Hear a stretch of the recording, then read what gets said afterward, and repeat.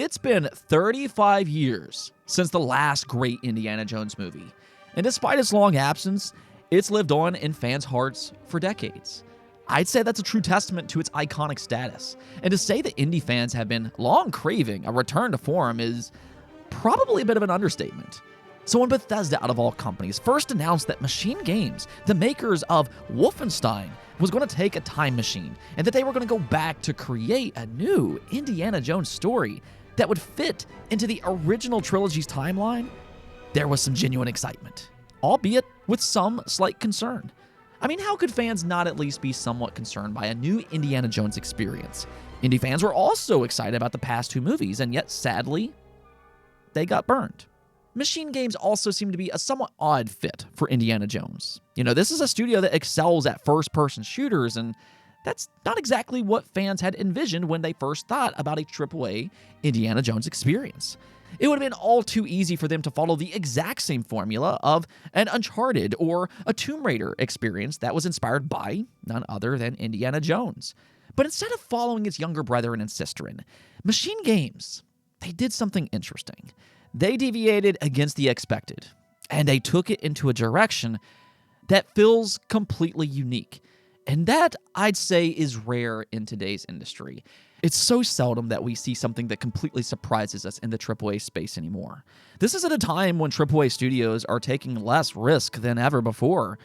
Yet, with The Great Circle, Machine Games dared to go against the grain. The question is, did it pay off? Well, spoiler alert, oh yeah, it most certainly did.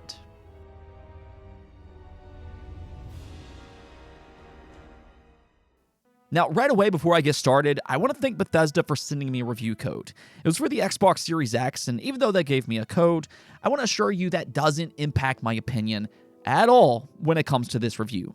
I have some great things to say about The Great Circle, but there are some flaws as well, and we're going to get into both its highs and lows today. The highest of the high, though, is specifically for you Indiana Jones fans. There hasn't exactly been a lot to celebrate in a very long time, and there's no surefire thing that will ever get another good movie with Indiana Jones as the lead character. And I think that is where The Great Circle is just so special. This is a truly authentic Indiana Jones simulator. They put you, the player, in the shoes of the iconic archaeologist himself, and they pay great homage to his character and how he would go about a race to an historical treasure against the Nazis. In fact, in the opening scene of the game, they painstakingly recreated the iconic opening scene for The Lost Ark. I personally thought this was a great nod to fans that they truly understand what makes an Indiana Jones experience so beloved in the first place. Instead of trying to recreate the character to fit their narrative, as we've seen Hollywood do with just so many beloved characters, Machine Games clearly did their homework first, and then went from there. And I think this elevated The Great Circle in a multitude of different ways. First off, the visuals, because this game has some absolutely jaw-dropping vistas aided by id Tech, the same engine that's used for the Doom series. Those games have always looked and performed amazingly well, and I'm happy to say that The Great Circle and the Xbox Series X is absolutely no different. You're going to get a buttery smooth 60 frames per second, which is super impressive given that it has some of the best looking photorealistic environments that I've ever seen in a video game. And that also goes for its character models. They look lifelike, and they accurately recreated Harrison Ford from the 80s. And not just in his visuals, but with his mannerisms and his voice. The talented Troy Baker brilliantly mimics his voice in this game. And I was truly at all at just how authentic he sounded. Like if you didn't know any better, even for longtime indie fans, they could easily be fooled into thinking that this was Harrison Ford. And I think that says a lot about the authenticity of what they wanted to be a true Indiana Jones simulator. They didn't just want a simple imitator, but rather they wanted to make a canonically authentic story that fits in with the original trilogy. And you can't do that without recreating Indiana Jones himself, which I think they perfectly did. And speaking of its story, it's first off a fun adventure, but more importantly, it's well written. Indiana Jones finds himself in yet another race against the Nazis after the Lost Ark's conclusion. And the thing that really stood out to me about the story is the interactions between him and other characters. You can't have a good Indiana Jones game without having good characters. And I'd say for the most part, The characters are likable, and it creates this fun dynamic with Indy that pushes the story forward. And that's most noticeable, I'd say, with the new female lead. She actually reminds me a lot of Marion in some ways from the first movie, and I think that's by design. I think she kind of reminds him of her, which makes him contemplate some of his decisions that he made prior. The new female lead, however, she has her own reason to be on this adventure, and it's not always necessarily a smooth ride between her and Indy. She's hard-headed, she's stubborn, and she can get them in trouble at times. But she ultimately leans on to Indy, his knowledge about archaeology, and his more physical capability. He can also rely on her at times as a capable companion. And I know some people was kind of worried that Indy was going to take a backseat to her and her story. You know, we've seen that happen with just so many male characters over the years, but I didn't really feel that way about their specific dynamic. I thought they handled her story well, all while still making Indiana Jones the star of the show. A part of what made his story just so great, though, is the antagonist. For any great hero, you also need to have a great villain. And the villain in this game is everything that you'd want for a menacing character. He's conniving, he's manipulative, and he is brilliantly voice acting. I mean, I can't applaud enough just how good the voice acting is in this game. This is possibly among the best acted games that I've ever had the privilege of playing. And that's exactly what they needed to replicate for a movie-like experience as iconic as Indiana Jones. It was important for them to nail this dynamic, and they absolutely managed to do that. For everything that Indiana Jones stands for, though, the villain is the polar opposite, and it makes for this entertaining back and forth between the two. It elevated Indiana Jones and his adventure. It elevated the story itself, and every time this villain shows up on screen, he just commands the room, and it makes for this really interesting dynamic between him and Indy. Now, with that said, though, I do know there's been a concern about Sweet Baby Inc.'s involvement. And I understand not everybody is on the same page when it comes to this topic. It's up to you if that type of stuff bothers you or not. But I know there's a lot of people that it does bother. So I'm not just going to simply ignore it just because it's a sensitive topic. So I think it's important to at least acknowledge that, yes, there are snippets of this game that may be intended for the quote-unquote modern audience. However, they're not overly preachy in these beats, and I don't think that it negates from its overall well-told story. Now, when it comes to its gameplay, this is really where I think it pulls off the unexpected. Machine Games somehow managed to make one of the most refreshing AAA games that I've played this generation. They didn't simply just replicate what a lot of people were expecting. They stuck to what they do best, and that's by making a first-person experience, albeit not necessarily a first-person shooter in the sense that you're going to go out guns blazing. Yes, there are guns in this game, but it's more of a last resort measure, which I actually think fits into the Indiana Jones experience.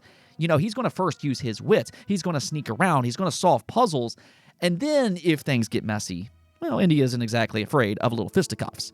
That's really more of the primary use of combat when it comes to the Gray Circle. You're going to use his fists by dodging, parrying, and duking it out, and you're going to have his whip to kind of get rid of people's weapons and things like that, which I think feels perfect for what is more of a stealth-based game. To make a great stealth espionage experience, you can't have a character be too powerful, or else you risk the sense of danger.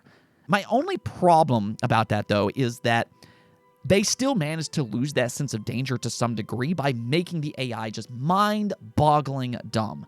The way this game is set up is that you explore these very open-ended environments, and they're absolutely gorgeous to take in. It's very open-world-like in how you play it, and if I had to compare its level design to any other game, that would probably be the Dishonored series. So if you ever played those, you're going to kind of get a similar freedom in this game.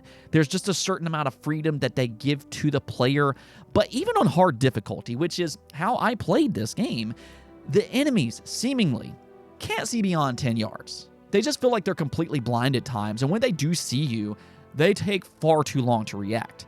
So what's an otherwise brilliantly designed game in terms of mechanics and level design, it's unfortunately dragged down by its poorly executed AI that takes you somewhat out of its immersive world.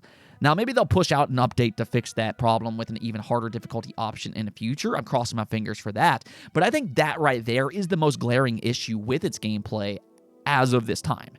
Now, outside of that, though, I mean, it's a lot of fun to explore each environment. There's a lot to uncover if you enjoy exploration. There's these books that you can find to upgrade different skills by using currency. There's keys that you can uncover to unlock easier paths or rewards.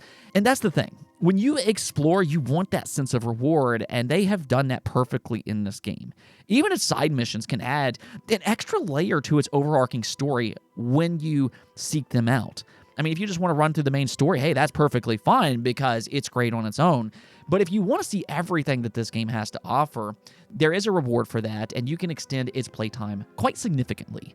For a truly great Indiana Jones experience, though, there's one more thing that this game needs. I mean, it's got great exploration, it's got fun combat, and it's got a well-told story. But the other thing that it absolutely needs to have are enjoyable puzzles. And I'm happy to say that the puzzles themselves are well thought out. Now, I never found them overly difficult, but I appreciated the fact that they allow you to turn off its hint system. In a lot of modern games, puzzles have kind of been dumbed down to the point that AI companions will essentially give you the answers within just minutes. I'm looking at you, God of War Ragnarok. You know what you did. But I think that's just disrespectful to its players. And it robs you, the player, of having the chance to figure out a puzzle yourself. That's a major pet peeve for me, so I was pleasantly surprised that this was one of the select few modern AAA experiences that actually respects me as a player and the intelligence that I can maybe solve it myself without simply being told. Now, if you don't like puzzles, though, you can easily turn on that hint system, and there you go. I mean, that's completely up to you and how you prefer to play. For me, I just don't want to watch a game. I want to actually get a chance to play it, and that's exactly what I think that you get here with this option. Ultimately, though, I think when you put all its pieces together, this is a special game in the sense that it's an experience that longtime Indiana Jones fans have dreamt about, and it's also special because of its refreshing gameplay.